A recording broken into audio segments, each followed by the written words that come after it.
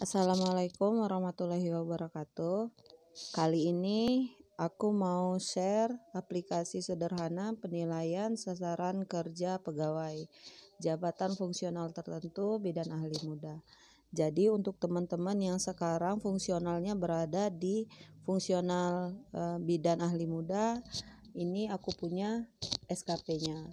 Terus ini SKP-nya udah bisa isi data dulu di data dasar. Di sini teman-teman hanya mengisi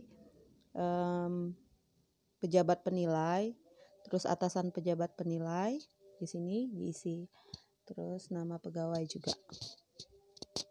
Setelah itu teman-teman bisa menginput atau mengisi data di uraian kegiatan atau uraian tugas. Contohnya ini di Januari. Nah, ini uraian tugas ini sama seperti apa yang kita kerjakan di Dupak atau angka kredit atau angka kredit poin bidan ahli muda. Nah, di sini sudah terinput secara otomatis dari Dupak sebelumnya.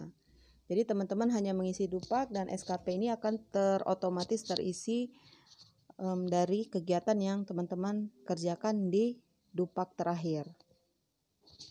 Jadi di sini untuk uraian tugas atau yang teman-teman kerjakan sehari-hari setiap bulannya. Jadi ini satu lagi, kalau misalnya teman-teman terinput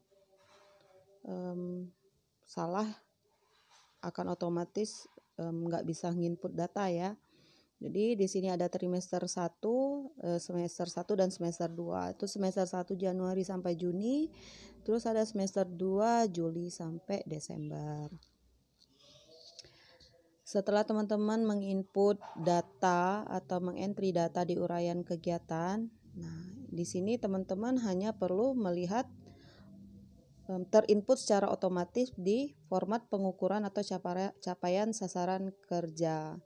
Itu ini ada target kerja atau target sasaran tahun bulan per semester. Ini ada target, terus ini adalah realisasi capaian teman-teman per semesternya.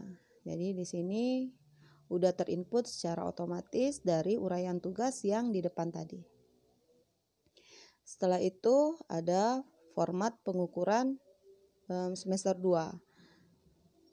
Setelah kita menginput semuanya, nanti akan ada capaian kinerja tahunan. Ini format pengukuran 1 tahun. Ini teman-teman nggak perlu mengotak-atik semuanya ya. Jadi teman-teman hanya mengisi di data dasar dan uraian kegiatan pada tiap bulannya. Terus ini juga ada jenjang jabatan bidan terampil, terus ada juga jenjang jabatan dan pangkat bidan ahli. Itu dari bidan pertama di 3A dan 3B. Terus di sini juga ada jabatan bidan muda, itu di tingkat 3C dan 3D. Ini format pengukuran 1 tahun setelah teman-teman mengisi semester 1 dan semester 2. Ini ada panduan untuk angka kredit kumulatif. Misalnya teman-teman menghitung berapa lagi sih kredit poin yang teman-teman perlukan untuk naik jenjang atau naik pengangkatan jabatan. Nah, di sini ada untuk bidan terampil. Bidan terampil itu sampai paling tinggi ada di penyelia atau di 3D. Itu kredit poinnya adalah 300. Terus jumlah angka kredit kumulatif untuk bidan yang ahli, jabatan dan pangkat bidan ahli. Ini. Jadi teman-teman tidak usah menghitung secara manual, tapi sudah terotomatis dihitung dari sini.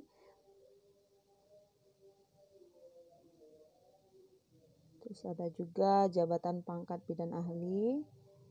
Ini untuk bidan pertama itu di 3A dan 3B, bidan muda di 3C dan 3D. Terus ada juga bidan madya.